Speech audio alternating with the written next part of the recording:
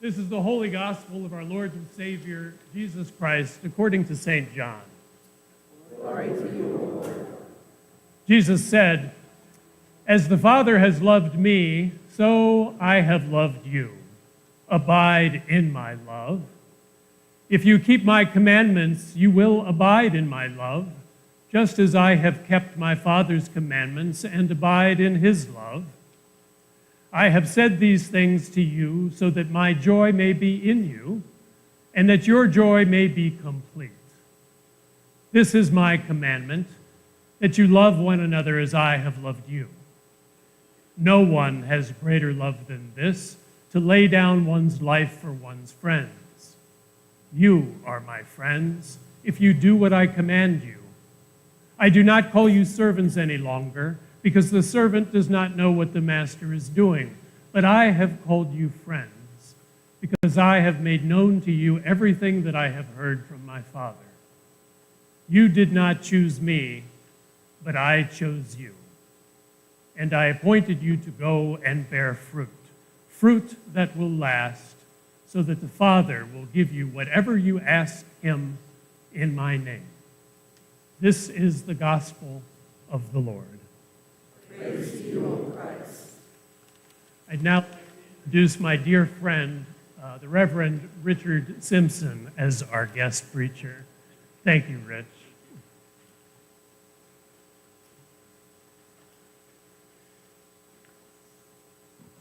Good afternoon.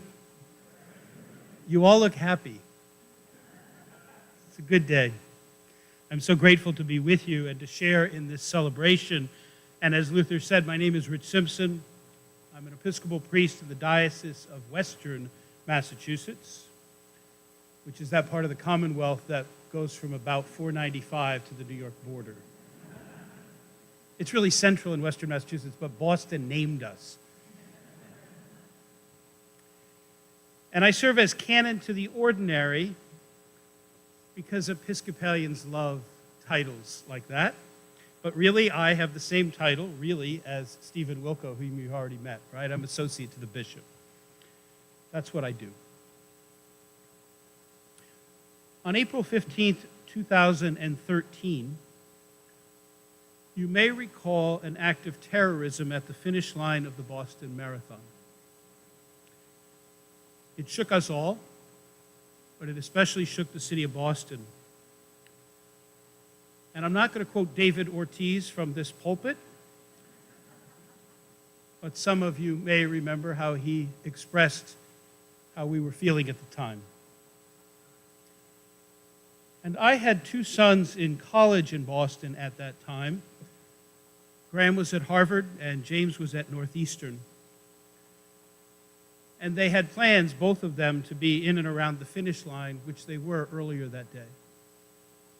It's the scariest day I've ever had as a parent. Now, this is where Luther, the Episcopal chaplain at Harvard at the time, comes in. My son Graham was very active in that ministry, and he'd been asked sometime before any of this happened if he would be willing to preach a sermon on that Sunday evening at Christ Church in Cambridge.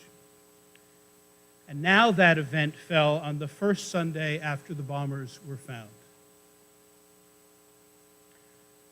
And Luther, good pastor that he is, gave Graham an out. You don't have to do this if you don't want to. And Luther, good pastor that he is, gave Graham an in. If you want to do this still, I trust you to do it. My son Graham said yes and preached, and my wife and I went in for that service at Christ Church. And that is how Luther and I met just over a decade ago. We have not been lifetime friends or seminary classmates. We haven't even served in the same diocese. But I begin there this afternoon because I think it reveals something of the character of your new pastor. It can be so tempting for the ordained, and honestly, I don't think it matters much whether you're an Episcopalian or a Lutheran on this. It can be tempting, especially in a time of crisis, right, to say, I went to seminary, I studied this stuff, I know this stuff. I need to do this. I need to be in charge. I need to be the leader. I mean, this college kid is smart and all, and he's a PK after all. But what if he messes up? I have no inside information to Luther's thought process at the time, and quite frankly, I haven't asked him much about it. I just know that he made the right decision as far as I was concerned. At least twice in this liturgy, the word trust will be used explicitly, but I think it's implicit throughout the whole of the words we pray today. And I think trust is a very close cousin to love. As followers of Jesus, we are called to put our trust in God. But an extension of that trust, to my mind, is learning to trust one another as we all let go and let God do what God wants to do. And ministry happens when we realize again and again and again that we are not in charge. Not the ordained, not the council president or the senior warden, none of us. God is in charge. And it's best that we try not to micromanage God's faithful people. So Luther made a lasting impression on me for this very reason. To me, it's an embodiment of servanthood ministry. It's what he did at Harvard and what I pray he will do here. Trust you to be God's faithful people.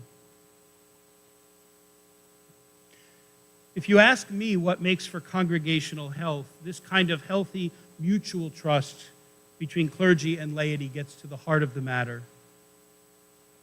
I'm not talking about church growth in numbers. Some big churches are unhealthy, some small ones are healthy. What I mean by ministry is about the work that God has entrusted us to do. We are asked to do this work at a time when the world desperately needs us to. And God promises to help. Our liturgy today began with a reminder over here at this font that we are the baptized. And it seems to me beginning there gets this just right. It might be fruitful long after you've forgotten what this sermon was about today or who the preacher was, to keep those bulletins and go back and remember what we prayed together. We ask God with our lips, but also in our lives, to bless the work that lies ahead. And our prayers take us to the very heart of what we believe about ministry, and it's not that different between Episcopalians and Lutherans. What we believe is that ministry is not a spectator sport. It's a team sport. And the ministers here are all the people. Can I just say it this way in this church? The priesthood of all believers. Anybody heard that before? In fact, perhaps nobody understood this better in church history than Martin Luther. At a time when penance was all the rage, it was Luther, and now I'm talking about the 16th century reformer, Martin, not that guy. Martin Luther saw that the key sacrament tied to God's amazing grace happens there at Holy Baptism. One scholar has written these words: among Martin Luther's greatest contributions to the world is how the washing of water in the name of the triune God amid the gathered Christian assembly is at the heart of one's entire life as a Christian. Ministry is a team sport. And the ministers are all the people.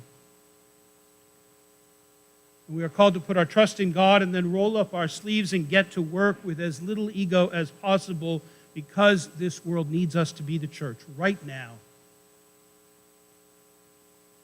And on this day, on this beautiful day, in this beautiful space, you recommit yourselves to do that work together. I was really excited. I'm an Episcopalian, but I'm coming to a Lutheran place, right? So I had to quote a couple Lutherans. First Luther, now Christer Stendahl, some of you have heard of, a Swedish Lutheran bishop who taught at Harvard, New Testament, for many years. And I'm pretty sure it was Bishop Stendhal who was the first one to start talking about holy envy. It's a phrase that others, including Barbara Brown Taylor, have I was going to say stolen, but borrowed from Bishop Stendhal. And I love it too. What it meant, as I understand it, is that while denominational loyalties are part of the immigrant history of this nation and a lingering part of the American church, that with God's help, we are all learning to be part of the Jesus movement together.